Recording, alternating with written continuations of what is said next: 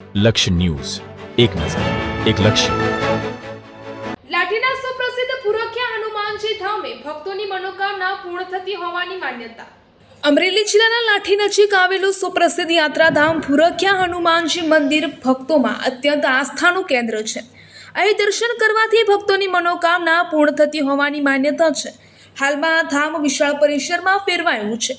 યાત્રિકો માટે અહીં રહેવા અને જમવાની સુંદર વ્યવસ્થા ઉપલબ્ધ છે, જ્યાં અન્નક્ષેત્ર સતત કાર્યરત છે. અહીં વાતાવરણ પવિત્ર અને શાંત છે અને દર્શનનો એક લહાવો છે. ભૂ એટલે જમીન અને રખ્યા એ રક્ષ એટલે કે રક્ષણ કરે તે. આમ આજુબાજુના લોકોની જમીન અને જાનમાલનું રક્ષણ કરવાવાળા પરથી આ નામ ભૂરખ્યા હનુમાન એવું પડ્યું છે. તે દામનગર અમરેલી રોડ પર આવેલું વર્ષો જૂનું મંદિર છે. અઠવાડિયામાં મંગળવાર તથા શનિવાર મુખ્યના દિવસો છે. લોકો આ દિવસે વધારે પ્રમાણમાં દર્શન કરવા આવે છે.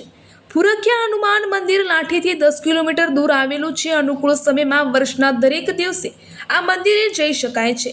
ચોમાસામાં, ઉનાળામાં કે શિયાળામાં પુરખ્યા મંદિરે પહોંચવામાં કોઈ તકલીફ પડતી નથી. રોડ સારો છે અને પોરબંદરથી ભાવનગર રેલવે લાઇન અને વાહન વ્યવહાર સુવ્યવસ્થિત હોય. આખું વર્ષ અનુકૂળ ગણાય છે. રિપોર્ટર અર્શીભાઈ આહિર, ઉપલેટા.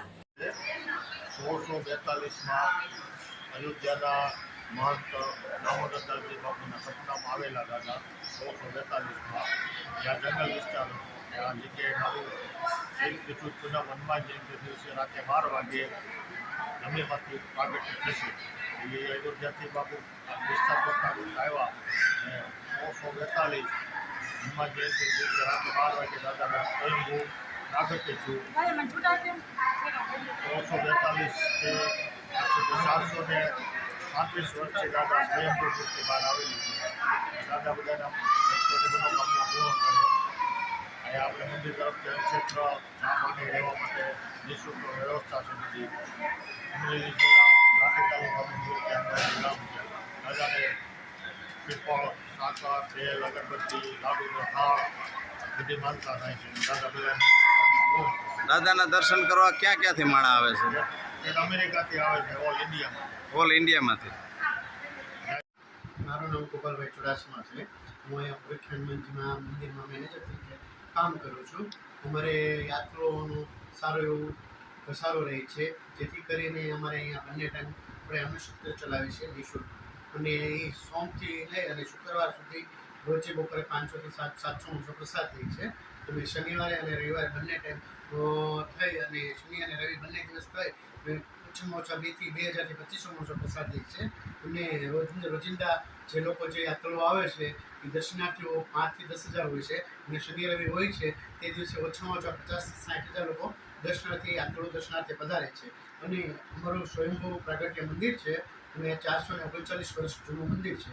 અને જે યાત્રાઓ અને જે શ્રદ્ધાથી અહીંયા આવીને એકવાર દિલથી જે એમની માનતા રાખે છે એની અમારા દાદા અવશ્ય અને 100% પરિપૂર્ણ કરે છે. અને એક શ્રદ્ધાથી કાર્ય પરિપૂર્ણ થાય છે. અને અહીંયા રહેવા માટે પણ અમે નિઃશુલ્ક વ્યવસ્થા છે. પહેલાં તો હમણાં થોડાક સમય પહેલાં અમારા આજુબાજુના ગામના લોકો આવતા હતા, જે મુંબઈ, સુરત, અમદાવાદ જે વસવાટ કરે છે ત્યાંથી છે, અને એ લોકો પણ આવે છે. અને દાદાની દયાથી એક નવી ટ્રેન ચાલુ થઈ પોરબંદર ભાવનગર. એ ટ્રેનમાં ભાવનગર, પોરબંદર, ઉપલેટા, જામજોધપુર, ભાયાવદર, મોટી પાનેલી, જેતપુરથી લોકો પણ શ્રદ્ધાળુઓ પર રોજે 200-300 આવે છે. અને શનિવાર અને રવિવાર હોય તે દિવસે ઓછામાં ઓછા એ ટ્રેનની અંદર 500 થી 600 માણસો આવે છે.